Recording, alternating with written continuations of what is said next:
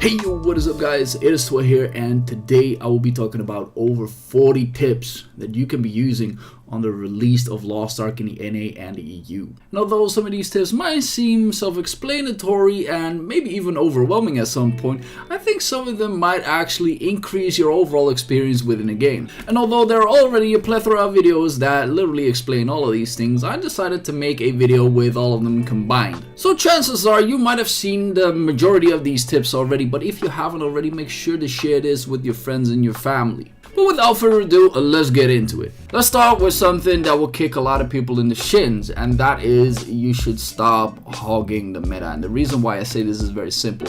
We are not at the end game of the Korean version just yet. Obviously, I do get that you don't want to be stuck into endless queues where people will simply deny you because your class is bad, but do take into account that Smilegate is currently updating, upgrading, and balancing all these classes all together.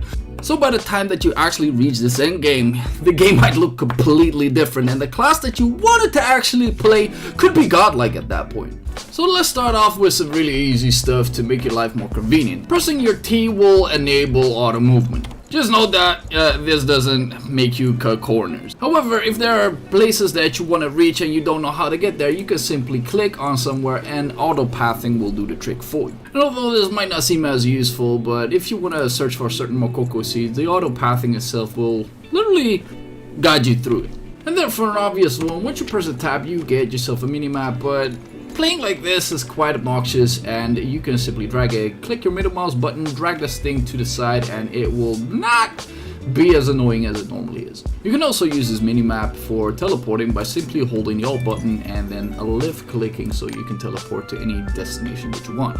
Now, if you are a big dummy like me and lose track of your cursor, there is a simple solution to this. You press your escape button, go to game settings. You go to settings, then visual perception, and you can then select yourself a different kind of cursor. You can simply also make it a larger, middle, or normal and apply it equal. To me, this was really good in PvP because with a lot of flashy things on my screen, I literally lost track of my cursor several other times. Now, if you are sick and tired of more particles on your screen confusing the hell out of you, you can simply use the combat effects, go down a little bit, and go for the group bonus effects so you at least know when you get shielded. Another neat thing over here is the skip videos. It allows you to automatically skip videos played during the dungeons and raids. This for power leveling is absolutely great. To your top right, there are buttons that you will use continuously. One of them is your party maker. With this, you can create your own lobby or join a party. Now, this takes my preference over this Guardian Raid board because the matchmaking here is random. Another neat thing is the 21:9 aspect ratio.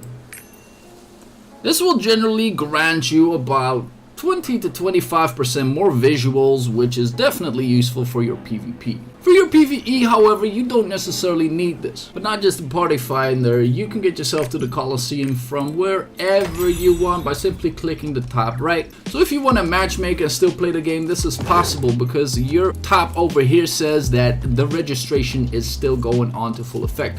The one thing that does happen, however, if you go through one of these portals, it will then cut it. When it comes to crafting, there's a small feature that you can use on this particular map. You hover over one of these and it will show you the crafting resources residing in this map. If you want to have some neat screenshots of your character and your UI is in the way, you press Alt X and you can get part of that out of the way and press it multiple times. This way you will be able to set yourself up for some screenshots. This is also very useful for PvP because the UI has a visual obstruction to it. So with a few Alt X's, you can get this UI out of the way, keeping your skills where they should be. When it comes to teleporting and traveling very fast, there is your Bifrost located at the top right. And once you click this, you can set this just about anywhere. Now this is very useful because you want to do your Epona quests, which are daily and weekly quests. Set yourself a Bifrost location on the right spot and you will be able to teleport and transport to the designated place very fast. If you want to show one of your friends or party members a designated place, hold your shift, hold your right key, and there you go. The core got playing. I press the enter. Once I click this, once you will then see this on the minimap. Once you go to your inventory and there is a stack that you want to divide, hold your shift, a left click, and then get one of these out, and it will then pop up somewhere else. If there are items that you want to use all in one go, hold Alt then right click and you can consume all of them in one go. If you have a quest and you don't know where the complete is, simply go to your right, click the compass, and then go to Corona Harbor, and it will show you where to go. This doesn't necessarily mean that this is useful for all of your quests, because this one, the main quest, it doesn't show. Another neat feature about the compass is your top left. So you click on the upcoming contents and it will show you timed events where you want or need to go. Click yourself once again the compass and it will show you where you need to travel to. So we think that I'd rather not teach people because this might turn into League of Legends. You got yourself pinging. Hold the control button, left click, and you can ping wherever you want that. It also shows who pinged it last. However, if you hold your control and your left click go into any one of these directions, you can then have different kinds of pings. Once you have a full inventory and you really don't want to spend a lot of time breaking everything, go to the bottom, press the dismantle button, and just add everything that is currently in there. Just note that you can still take some of these items out that you want to keep and get all of them out for some free. Once you try and make your skill builds, you have this one neat feature that will allow you to do it a little bit faster. Hold your shift button and then click one of these things out straight away, or you can maximize it with as many points as you have. And because there are several kinds of content that require different kinds of skill builds, you can then have yourself a set. So basically you press your second set and it will not only change all of your skill points, no, it will also change up the skill designation on which button they're pressed. This does not, however, affect the Fighter's Diary, which means that you can have multiple PvP sets as well. Your estate is one of these contents that you do not want to neglect upon. And that is for a very simple reason. This will allow you many different kinds of resources that you need throughout the whole game, such as recovery potions. Speaking about recovery potions, this is really important. You got your set HP potion that have a certain set of number that they will recover. On the other end, there are percentual based ones. These ones are costly and they are tradable. And if you look at it, the cost of these things is skyrocketing depending on the actual grade. So if you start out this game, just be sure to remove this thing from your hotbar, not from your inventory. Please don't do that. That way it will save you a lot of problems in the future. In your estate, there's another feature that allows you to repair your crafting tools. Once you reach about level 28, you then get the Song of Trixion. You can play this one, then move yourself to Asgard. Talk to this beautiful lady, go to the training room, and this will allow you to literally do everything. Setting up your skill builds and even going over the amount of skill points that you have. But not only that, you can modify your total character at will. So if you want to do a full critical build, no problem. Have something else in there, no problem. But even onto the engravings, you can literally try out everything. Do however make sure that if you want to try it out, check out the modified and apply this, because otherwise it will not work out. If you haven't set your Bifrost at a certain point and you don't want to have yourself sailing, then you can go to this guy and basically depart to any proper destination. Now if you find yourself at sea and you want to reach a certain island, you can simply press the M button and say, I want to go all the way over here, but I don't want to die, so I'm going through this route, that route, and that route, and you can set up to 4 points. This will allow you to take a little break, tell your mama you're not coming for dinner, get a smack in the head because you should, and then we'll be able to resume the game while the route is still taking its full course. A feature that should never be forgotten is affinity or rapport, depending on what server you play in. And if you go to Cillian, for instance, it will show you that if you get a certain amount of rapport with a guy, you can get yourself some gold coins.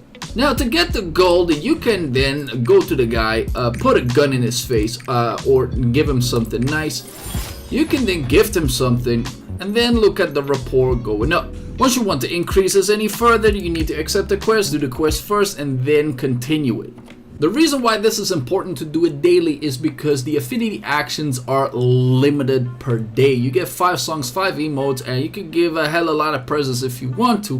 Now obviously the real question is, what should you be aiming for? For one, the gold is probably one of the most important things ever. But later on you will also find NPCs that will give you giant hearts, which in turn give you skill points as well. Another thing that you can get from this are engraving books, and there's never enough of these. Outside of that, there are some Pokemon cards that you can get as well. And although it may seem like a card collector, this is super useful because you want to have some of these extra stats. One of the sets that I'd like to highlight is the Fate of Tortoic. Reason why is the potions and consumable recoveries are increased by 15%. That is beautiful. And then the will meet again is quite interesting as well, because when a hero is below 50% health, the damage taken is reduced by 12%, which in turn allows you for way more survivability during your raids and your early game, which will then save you a lot of gold. Once you press your Alt J after you reach level 50, you will find yourself daily and weekly tasks.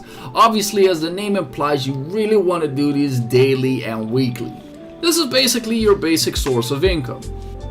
As to the leveling department, what you should do is get to level 50 as fast as possible. This way you will unlock the opponent quests, and in turn will give you the daily and the weekly quests. Now to do this, it is very simple. You go up to the main story quest, which is the orange one. So don't do the yellow quest. There's absolutely no necessity of you doing so. With about 10 to 12 hours, you will reach level 50, and then you can always think about doing the yellow quest afterward. Last but not least, let's talk a little bit about gear. There's already in-depth guides that cover everything, but the one tip that I would like to give you is focus on your stone first. Your stone is the one building block that will allow you to increase your account further. And the reason why it is because this thing is so RNG, and first of all, you need to find yourself the right stone that is the right one for your character. Then after all of that, you need to try and fill these things up to a maximum of whatever, and you can get yourself so many negative stats that it will definitely put you in a bad spot. And the reason why these stones are as useful as they are is because of these engravings. Engravings basically give you a ridiculous stat boost in comparison to just your eye level, which is also part of the other tips. Is don't focus that much on eye level, focus on your engravings mainly. After that, you then can look for accessories, which will then give you engraving points as well. But because the stone is the heaviest of the RNGs, I would definitely say get this one first so you can then build around it. Once you reach level 50, the towers will be unlocked. Now there is a neat feature to this. I would recommend everybody to clean this, not with their main character, but with their alt. The reason why is because if you clear this, such as the skill potion, it will only be given out once per account. The moment that happens and you clear it once again on another account, it doesn't give you the same things. Instead, it will give you upgrading materials. So if you want to upgrade your main character as fast as possible, do it with your alt first, gain all of the items, and then have the upgrading items onto your main account. Once you have found yourself your main character, there's something that you might want to do in terms of engravings. You go to the Chaos Dungeon Exchanger and go all the way to the bottom. This will allow you to get your very first class engraving. And it only takes you about roughly a 1 or 2 hour reset to complete the whole thing. And the reason why this is super useful is because you can put these things not once but twice into your setup. So basically I can say equip it once, equip it twice, and now suddenly my engravings are at level 2. Ladies and gentlemen, that almost closes out the video, but I want to give you guys one more tip, and that is enjoy the game. It's way better to do it with friends and family. For one, it actually makes sure that your time isn't wasted as much. Find yourself a static group, a guild, people to enjoy the game with, because you don't want to turn this into an experience where you're driving your car and the only thing that you can visualize are the cars, the traffic, and everything else, and totally forgetting the scenery and the beauty of this game. With that being said, let me close it off. If you found anything helpful, put it down into the comments, like if you haven't already, and I'll see you guys into the next one. Peace.